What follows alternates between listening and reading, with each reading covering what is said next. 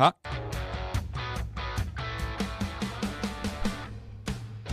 It's 5:04, and welcome into a Thursday edition of the Carolina Journal News Hour on News Talk 1110 99.3 WBT. I'm Nick Craig. Good morning to you, and Happy New Year's. Unfortunately, we start off with the national news this morning that swept the nation and made the headlines internationally yesterday as a massive terrorist attack took place just hours into the new year yesterday morning. The FBI now has identified the suspect who carried out an attack in New Orleans yesterday morning that left more than 15 people dead and dozens more injured. The individual has been identified as 42-year-old Samsad Din Jabbar, a U.S. citizen who lived in Texas and spent time in the U.S. military. That's according to an FBI statement issued yesterday afternoon. An ISIS flag was discovered in the Ford pickup truck that Jabbar was driving, the FBI said, referring to the Islamic terrorist group that had controlled swaths of Syria and Iraq for about a decade or so ago. Officials said the FBI is working to determine the subject's potential associations and affiliations with terrorist organizations. During a news briefing yesterday, Athena Duncan, who is an assistant special agent in charge of the FBI's New Orleans field office, said investigators do not believe that Jabbar was solely responsible for the attacks as the investigations continued. They were aggressively searching for 3 or 4 individuals. They said that 3 men and one woman was seen in the French Quarter in surveillance footage placing explosive devices. Now, we learned late last night that those 4 individuals were not involved in placing any other explosive devices in and around the New Orleans French Quarter area. However, investigators are still trying to determine as of this morning whether other people were involved in the attack or not. There was also the car that was used. It was a rented vehicle through a service known as Turo, where you can rent personal vehicles, take them on trips. You rent them at airports and things like that. Turo's that online platform that allows you to rent that car out. In Houston, where the individual apparently lived, law enforcement has begun the search of a location there that they believe is connected to Jabbar, the New Orleans attacker, according to the FBI. The agency said it's also conducting a number of authorized search warrants in the New Orleans area and other states. That search warrant included an Airbnb in New Orleans where the individual allegedly stayed, and there was explosive devices associated with the attack that were found at that Airbnb that was rented out, according to the Louisiana Attorney General in Liz Murrell. She told that to NBC News as of last night. New Orleans City Council members also said that the suspect was staying at that Airbnb before the attack took place. With that, it did cause major issues in New Orleans yesterday. Georgia and Notre Dame were set to play in the Sugar Bowl last night. That game was postponed due to the ongoing crime scene and the ongoing work from law enforcement in that area. The Sugar Bowl will now take place today at 4 p.m. Looking at some additional details, the FBI and Attorney General Merrick Garland both confirmed that the incident was being investigated as an attack of terrorism. Originally, the FBI came out around 7 o'clock yesterday morning and said it was not terrorism, only to walk that back just hours later after local officials said, oh, absolutely, it was an act of terrorism. Also found in the rented truck were weapons and potential IEDs or improvised explosive devices, and other IEDs were also found in the New Orleans French Quarter District, according to the FBI.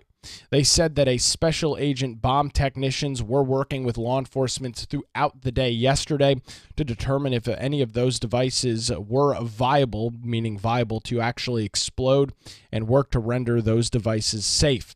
Jabbar, the killer, again 42 years old, from Texas, was gunned down after a firefight with law enforcement around 3:15 a.m. yesterday morning. That's, of course, after you've already likely seen the video of him driving this rented white pickup truck down the very busy Bourbon Street around 3 o'clock in the morning, then jumping out of the vehicle and starting to fire on the crowd. He was very quickly neutralized by law enforcement. This is still a very active situation. There is additional news, additional details coming in as we are on the air this morning from this individual, Simsad Din Jabbar, this 42-year-old Army veteran from Texas. We continue to track those details. We'll pass them along to you as soon as we get them right here on the Carolina Journal News Hour. Taking a look at some statewide news this morning, North Carolina now has a new governor as we head into the new year. Attorney General Josh Stein is now officially the governor of North Carolina, pledging his oath yesterday morning alongside his wife, Anna. Stein, who is 58 years old, succeeds a 67-year-old Roy Cooper and continues the Democrat stronghold on the governor's mansion that has existed since almost since the 1900s. There's been just one Republican governor, and Pat McCrory, since then. He is the first Jewish governor of the state and is the third consecutive attorney general to ascend to governor. Going from that, it was first Mike Easley, who was the attorney general from 1993 to 2001 and served as the governor for 8 years. And then, of course, Governor Roy Cooper, who was the AG from 2001 to 2017. He, of course, was the governor 2017 up until, about 2 days ago, until Stein took over the oath of office. With that, there is a public ceremony that is going to be taking place a little bit later on next week on the grounds of the U.S. Capitol. But like many elected officials, including the new state auditor and Dave Bolick, Josh Stein took his oath of office at a more private ceremony yesterday alongside his wife. According to what we're looking at here, Stein said, quote, "While we work ahead of us in the coming years, it will not be easy. The time is now to build a safer, stronger North Carolina, where our economy continues to grow and works for everyone, where our public schools are excellent and our teachers are well paid, and where our neighbors are safe and personal freedoms are protected." He went on to say, and of course, we must act with urgency to help the people of Western North Carolina recover. We can only accomplish these goals if we work together across our differences.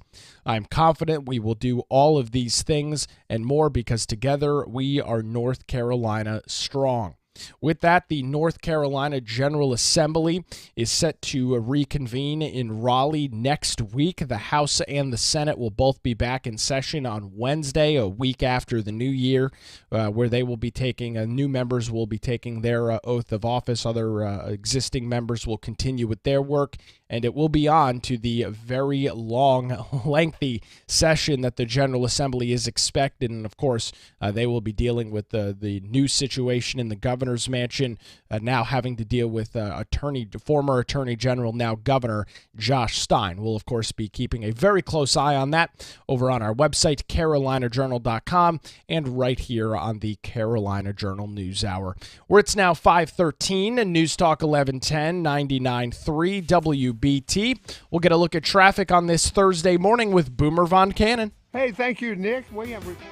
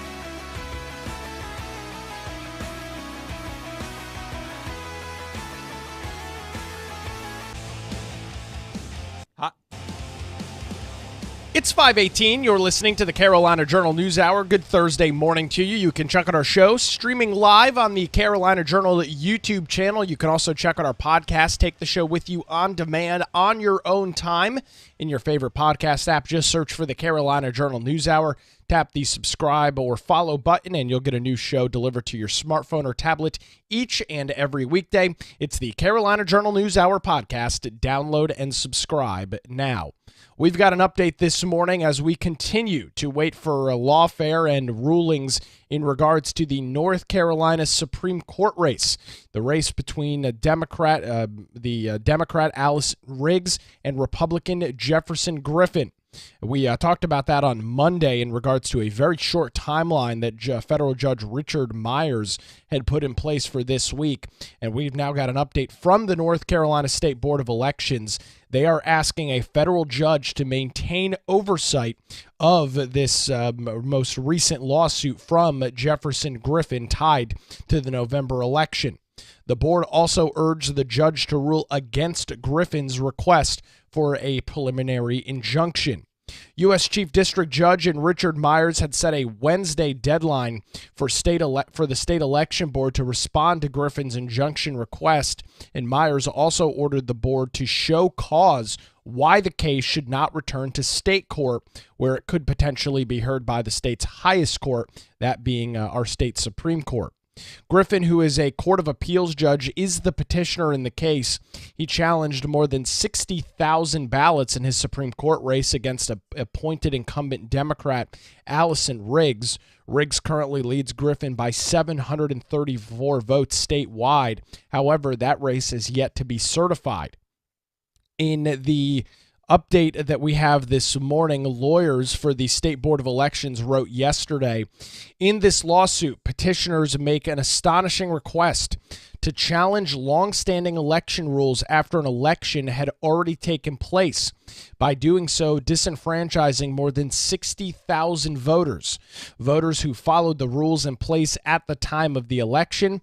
This requested relief confers jurisdiction on this court several times over. The court filing continued by saying it squarely raises substantial federal questions under the United States Constitution and the Help American Voter Act, or HAVA, and other federal statutes.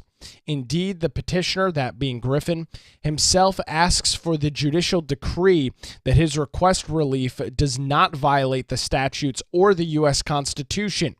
Given that request, it is hard to envision a lawsuit that is more squarely implicated under federal law. That is the big challenge and the big battle this morning. Should this stay in federal court or should this come back to the North Carolina Supreme Court? The election board lawyers argued federal jurisdiction is also proper because granting the petitioner's request relief would require the State Board of Elections to violate federal civil rights laws as well.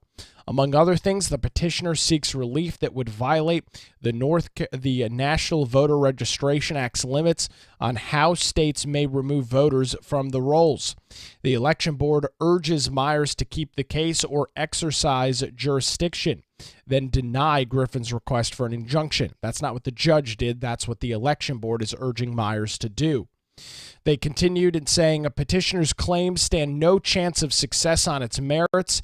First of all, granting the requested relief would violate procedural due process because the petitioner failed to give the challenged voters adequate notice. It would also violate federal civil rights laws and the 14th Amendment to change the rules of an election months after it has taken place and thereby disenfranchising tens of thousands of lawful North Carolina voters. One day before the State Board of Elections court filing, former Democrat congressional leader Tom DeLoach Tom DeLoach led a group of 7 former congressmen urging Myers to reject Griffin's request to send this case back to state court. The U.S. District Judge Richard Myers set a Friday deadline for Griffin to reply to arguments from the election board and other parties in the case. Riggs, who is the Democrat incumbent, and activist groups tied to Democrat operative Mark Elias's law firm have also intervened in the dispute. Riggs argued in the brief on Wednesday, Judge Griffin cannot show that he is likely to succeed in throwing out tens of thousands of votes cast by his fellow North Carolinians in compliance with official guidance. She continued by saying, in the public interest does not favor runner-up candidates who seek to undo the will of voters. Griffin originally filed a complaint back on December the 18th asking the North Carolina Supreme Court to block certification of his recent Supreme Court election. The state election board removed the case to federal court the following day, and Griffin wants the case to return to the state court system. And unless Griffin secures an injunction by January the 9th, the election board is likely to certify the election the following day. Such a vote would essentially moot Griffin's legal challenges and really stop most of them in their tracks. Griffin's lawyers wrote in support of their motion back last week, without a preliminary injunction, mootness will deprive the court of jurisdiction to consider any issues that are presented in the matter. A preliminary injunction, however, will simply stay the board's hand.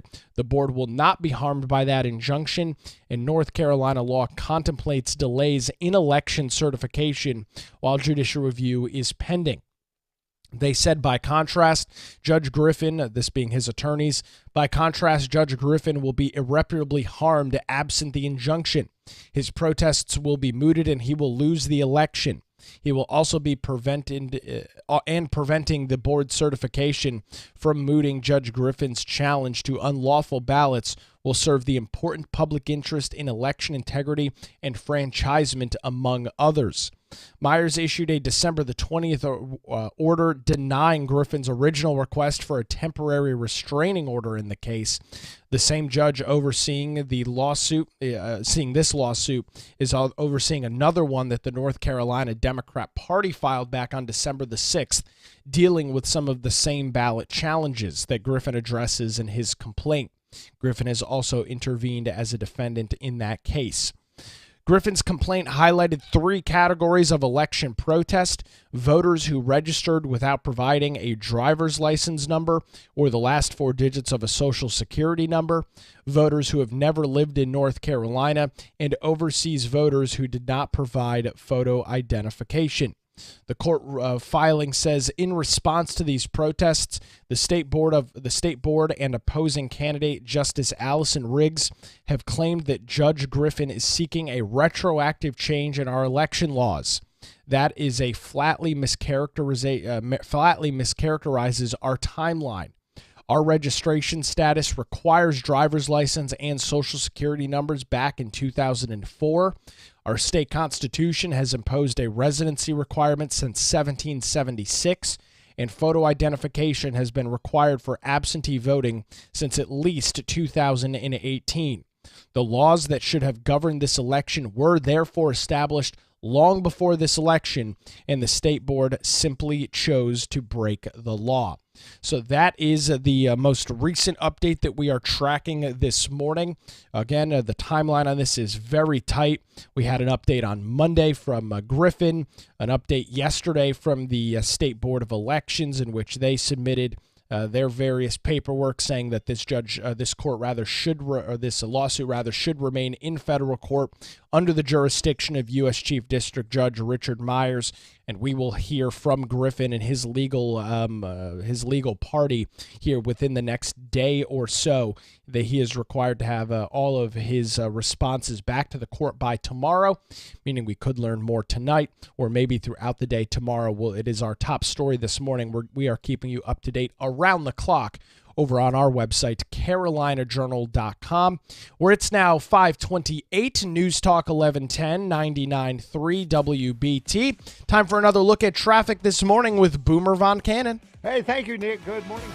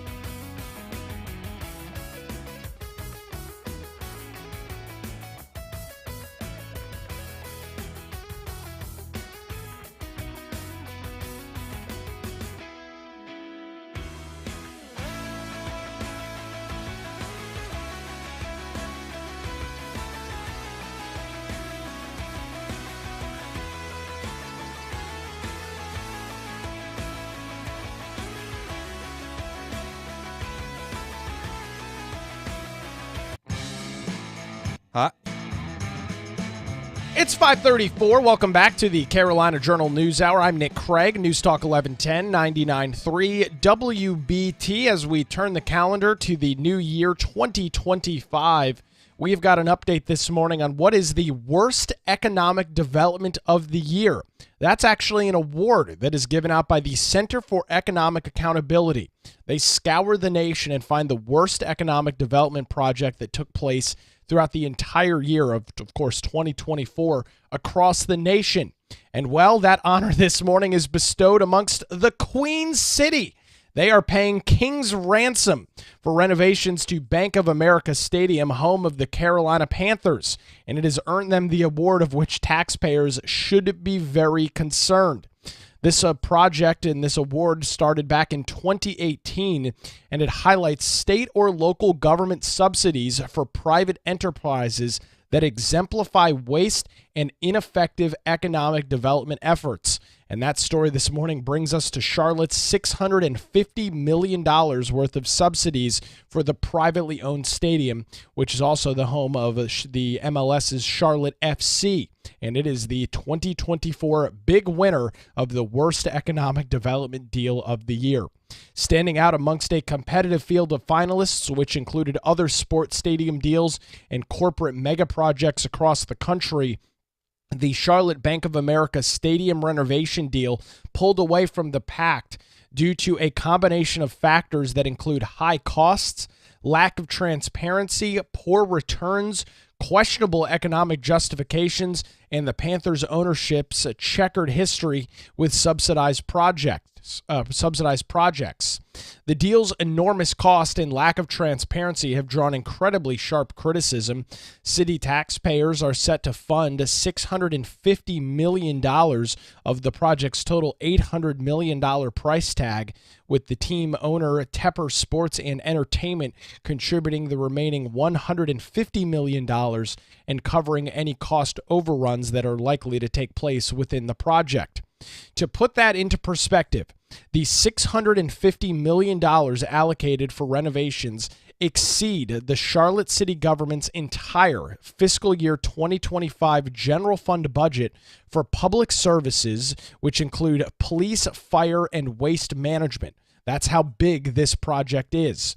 According to John Manazza, who is the president of CEA, that's the Center for Economic Accountability, who puts this study and gives this award out every year, said if you ask the average Charlotte taxpayer whether they think renovating the Panther Stadium is as valuable to their city as a year's worth of cops, firefighters, and garbage pickups, they'd look at you like you were nuts. He said, yes, people love sports, but not at the expense of things in regards to this. Moreover, the $650 million price tag is only a fraction less than the cost of building an entirely new stadium. According to critics, the CEA pointed out that for almost 4/5 of the cost of a new facility, taxpayers are getting a little more than a 15-year commitment from the Panthers and an option for future negotiations in 12 years.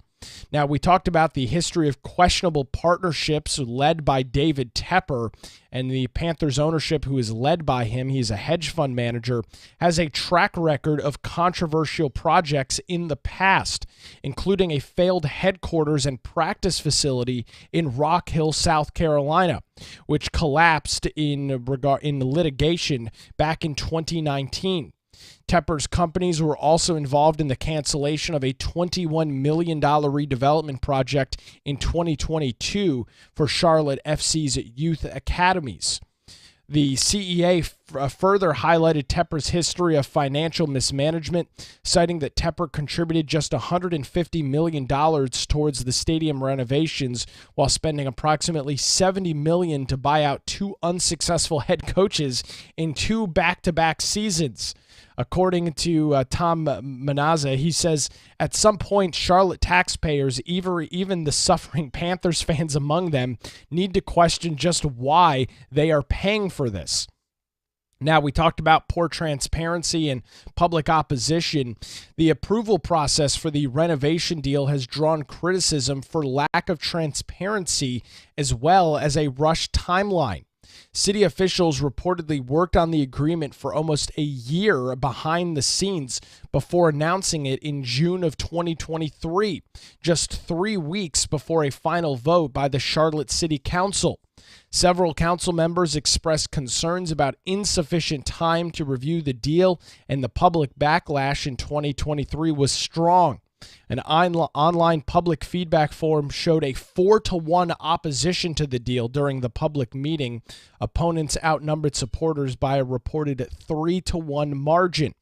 Charlotte Mayor Vi Lyles attempted to defend the closed-door city council sessions as, quote, public discussions before admitting that they were not open to the public, adding to the sense that the deal was rushed through without adequate public input. Proponents of the deal, including the Charlotte City government, justified the renovation with an analysis that predicted that it would add about $22 billion in economic impact over time. However, independent experts have questioned the reliability of those claims.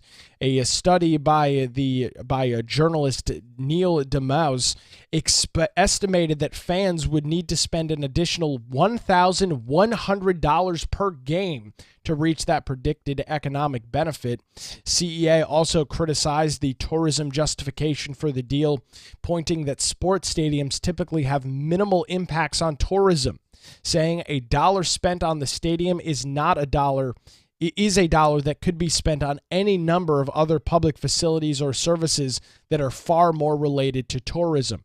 So looking ahead, the renovation, which is expected to be completed over 5 years, is set to prolong the life of Bank of America Stadium for another decade or more. However, the deal includes a provision that would begin discussions for a subsidized stadium replacement sometime around 2037, which could cost taxpayers yet another $1 billion in terms of public funding.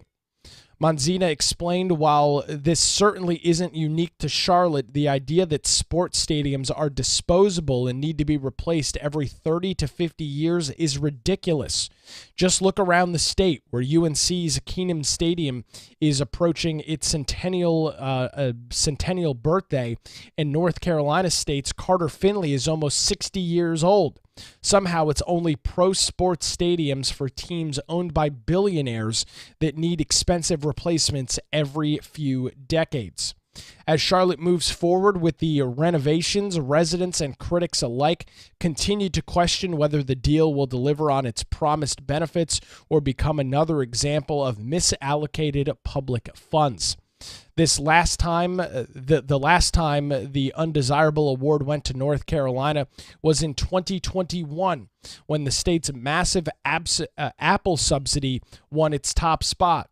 Looking to 2025 and beyond, Panthers Nation will have to settle for winning this award as one of the worst teams in the league that seems incapable of generating wins amongst themselves. I know, a brutal rundown this morning, but of course it is my obligation to bring you news here on the Carolina Journal News Hour and to tell you about the worst economic development deal of the year, which is given out by the Center for Economic Accountability. That's known as CEA.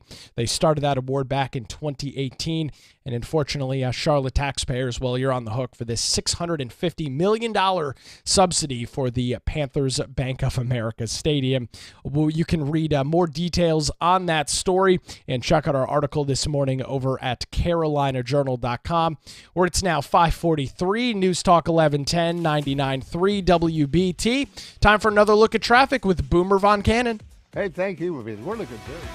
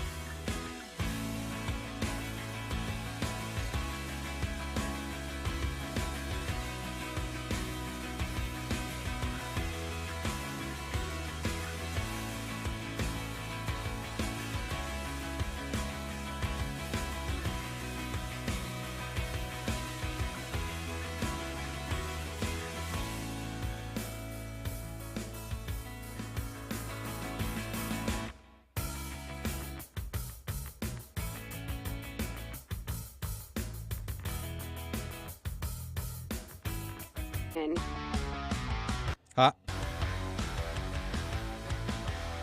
Good morning again. It's 5:50. Welcome back to the Carolina Journal News Hour. News Talk 1110, 99.3 WBT. Don't forget, if you miss any portion of our show this morning, you can check out our Carolina Journal News Hour podcast. It's available wherever you get your shows. Just search for the Carolina Journal News Hour, tap the subscribe button, and you'll get a new show delivered to your smartphone each and every weekday morning. It's the Carolina Journal News Hour podcast. Download and subscribe now. Taking a look at some statewide news that we are tracking this morning in regards to the North Carolina Supreme Court race. Yes, even as we head into 2025, that is still a top story this morning. The North Carolina State Board of Elections, in a filing yesterday, is urging a federal judge to maintain jurisdiction over a lawsuit filed by Republican Supreme Court candidate Jefferson Griffin and deny his request for an injunction. Griffin's lawsuit challenges over 60,000 ballots in his close race against Democrat Allison Riggs, who currently leads by 734 votes. The election board argues that Griffin's attempt to alter election rules retroactively would disenfranchise lawful voters and violate federal civil rights and constitutional protections. U.S. Chief District Judge Richard Myers, who is overseeing the case, denied Griffin's request for a temporary restraining order and must decide whether to return the case to state court or retain federal oversight over it. The board contends that federal jurisdiction is necessary due to substantial federal legal questions and potential violations of the Help America Vote Act, or HAVA, as well as the National Voter Registration Act. Griffin claims that the election rules that he is challenging have been long established and accused the board of breaking the law, that being the State Board of Elections. Unless Griffin secures an injunction by January the 9th, the election board is likely to certify the election, rendering his current legal challenges and the ongoing lawfare essentially moot. Riggs and Democrat-aligned groups opposed Griffin's efforts, asserting that the public interest and election integrity do not support overturning the results.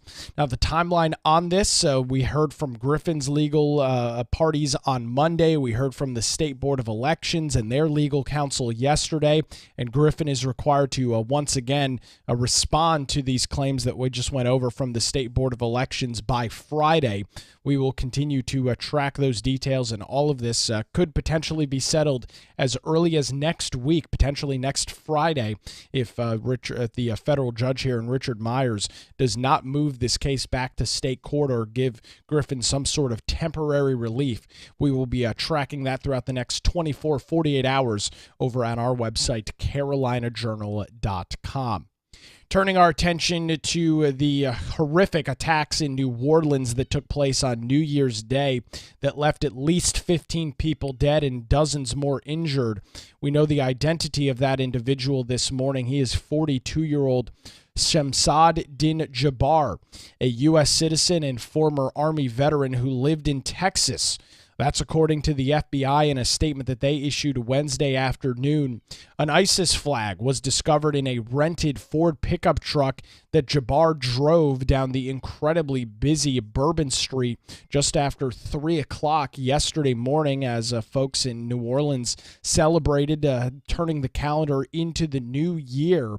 The FBI said that flag, of course, referring to the Islamic terrorist group, which controlled swaths of Syria and Iraq about a decade ago. They said in a statement, quote, "The FBI is working to determine the subject's potential associations and affiliations with terrorist organizations." This was after the FBI came out early yesterday morning around 7 o'clock or so and originally said that there was no reason to believe that this was terrorist related, to then only have to walk back those claims just hours later. During a news briefing on Wednesday afternoon, the special agent in charge of the FBI New Orleans field office said investigators do not believe that Jabbar was solely responsible. There were 4 individuals that were sought after. They were seen on surveillance footage, potentially leaving some sort of improvised explosive devices along the French Quarter in New Orleans. We learned very late last night, according to federal investigators, that those 4 individuals were not involved in placing any sort of improvised explosive devices in New Orleans. And that leaves investigators this morning still trying to determine if other people may have been involved in the attack. We will likely find out more as day breaks and more continues throughout the day today. More than 30 people, as I mentioned, were injured as Wednesday's attack turned a festive Bourbon Street into a literal massacre. The FBI and Attorney General Merrick Garland have both confirmed that this incident is being investigated as an act of terrorism. Also found in this rented truck were weapons and potential IEDs. There were reports of other potential IEDs throughout the New Orleans French Quarter district, according to the FBI.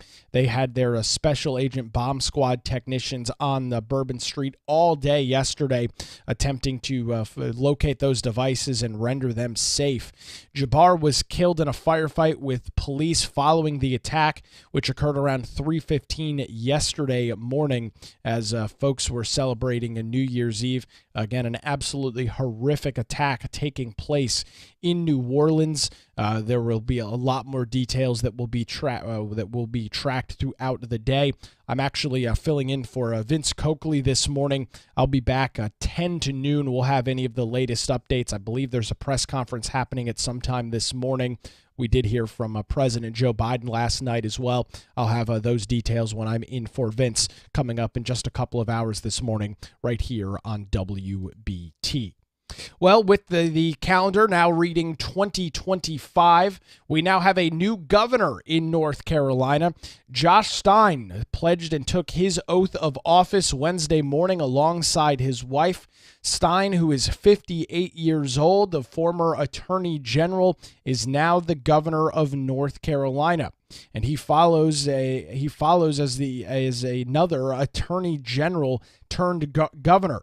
It was Mike Easley, who was the attorney general in the mid-90s, then Governor Roy Cooper, who was the attorney general from 2001 to 2017, and now Josh Stein, who spent some time in that office as well from 2017 up until this election, where he is now the governor of North Carolina. There's going to be a lot that goes on in the state over the next couple of months as the new General Assembly is sworn in. New members of the General Assembly are expected to be in Raleigh next week. They will be back coming up on the 8th. That's next Wednesday for their brand new session there.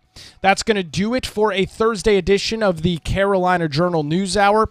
WBT News is next with Mark Garrison. Brett Jensen is in for the Good Morning BT team. We are back tomorrow morning 5 to 6 a.m. right here on News Talk 1110 and 99.3 WBT.